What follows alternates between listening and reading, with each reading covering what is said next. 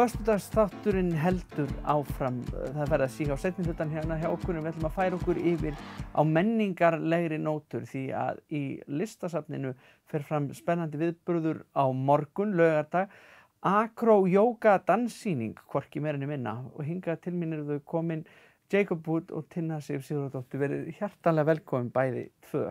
Takk fyrir. Acro-yoga danssýning, hvað er það nákvæmlega?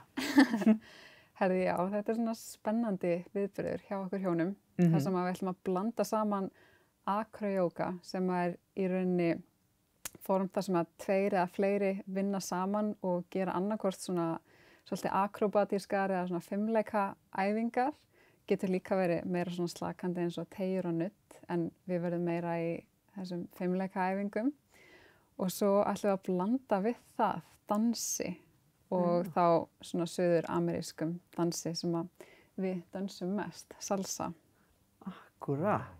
Og eru þið búin að vera lengi að undirbúa ykkur fyrir þetta? Já, bara alveg síðan að við fengum að vita að við erum partur af listasumri hérna á Akureyri.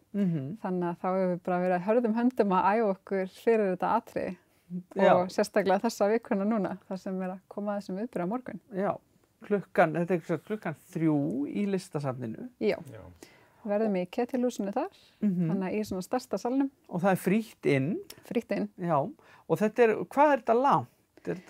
Þetta eru svona cirka 12 mínútur. Cirka 12 mínútur, já. Einmitt. Og já, var bara augljóst strax sko hvernig þið myndu setja rútínuna saman, eða var það svona samningsatriði ykkar á milli? Já, þetta var svona svolítið í byrjun að bara hvernig ætlum við að blanda þessu saman og bara svona eins og gengur og gerist með svona viðburð að svona stendur stundum svolítið í manni fyrst og svo allt í einu bara fór þetta að rúlla og þá svona bara vatt þetta allt upp á sig og fór að smella saman og bæði hreyfingar og tónlist og annað, þannig að það gekk bara vel. Nú eru þið jógakennarar, þannig að sko hver er nákvæmlega munurinn á acro-yoga og hefðbundnu jóga? Já, sko, við kennum sérst bæði svona hefðbundna jógatíma og svo kennum við líka acro-yoga og við hittumst í Montreal í Kanada þar sem við tókum þessi kennararéttindi. En acro-yoga er þannig að skiptist í sérst 3 stöður. Þannig að það er base, svo kallaður, sem er manneskjan sem er yfirleitt með mesta snertingu við gólfflötinn og er annarkvort liggjandi á bakinu með fætur upp í loft eða þá standandi og með hendur upp í loft gjarnan. Og svo er það flyer, flugmaðurinn, sem er með minnsta snertingu við gólfflötinn og það er manneskjan sem maður sér yfirleitt á fótunum á base eða á höndunum.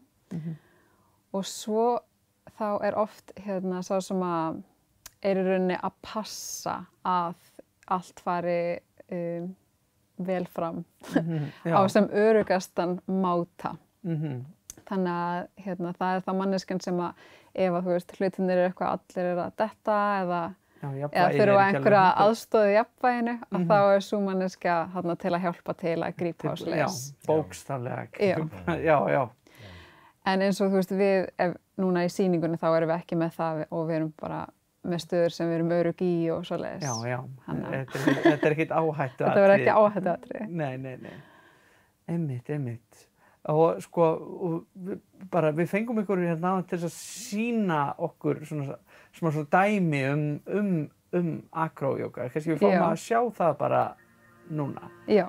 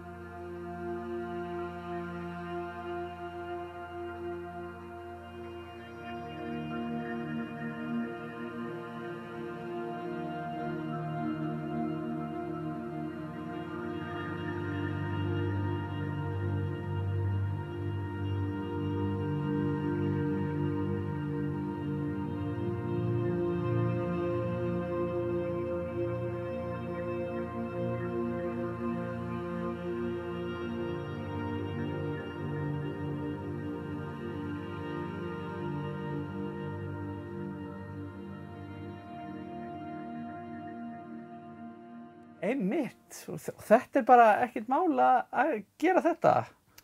Nei, fyrst auðvitað eins og með annað og þarf maður aðeins að æfa sig. En fólk að koma sér á óvart í þessu. Og þú veist, maður þarf alls ekkert að hafa neitt fimmleika bakgrunn eða neitt. Og við náttúrulega kennum jóga fyrir byrjendur og framhald líka, þannig að þá förum við bara algjörlega í grunninn á og kennum fólki að komast í þessar stöður. Og fólk mjög mikið að koma sér á óvart, þannig að... Já, það allt hægt. Já, algjörlega. Og þeir náttúrulega eru í mörgu öðru líka. Þetta búið að vera mjög annasöm vika hjá ykkur, því að þið voru með svona kakó... Já, svona kakó-vinnustofu í rauninni. Þannig að 2 dagar núna sem var partur af listasömri líka. Þannig að fyrri daginn þá vorum við að smakka kakó frá 5 mismunandi löndum. Ekvador, Bali, Bólivíu og Guatemala og Perú. Og vorum svona að finna munin á þeim og svo núna seinni daginn þá í dag vorum við með kakóseremoníu. Og við erum svona með, kakóvefverslun, kakógull. Einmitt fyrir þá sem að vilja vita af því. Já, akkurat. Fer þetta ekki bara vel saman líka, jóga og þetta? Bara mjög skemmtilegt og á mjög vel saman.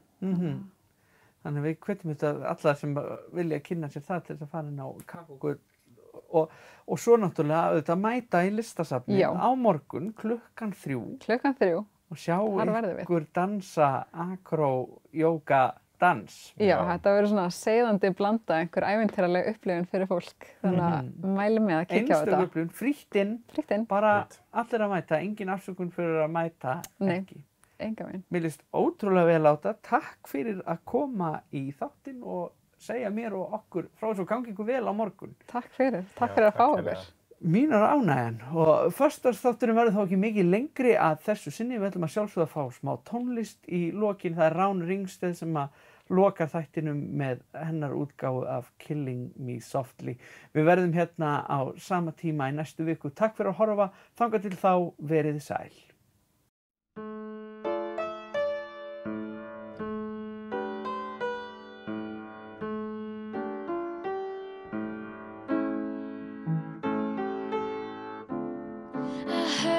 Sang the good song. I heard he had a style, and so I came to see him and listen for a while. And there he was, this young boy, a stranger to mine, strumming my pain with his fingers, singing my life with his words, killing me softly with his song, killing me softly with his song, telling my whole life with his words, killing me softly with his song.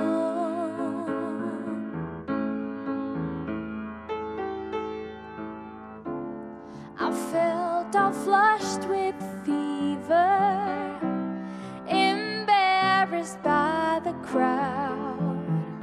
I felt he'd found my letters and read each one out loud. I prayed that he would finish, but he just kept right on, strumming my pain with his fingers, singing my life with his words, killing me softly with his song, killing me softly with his song, telling my whole life with his words, killing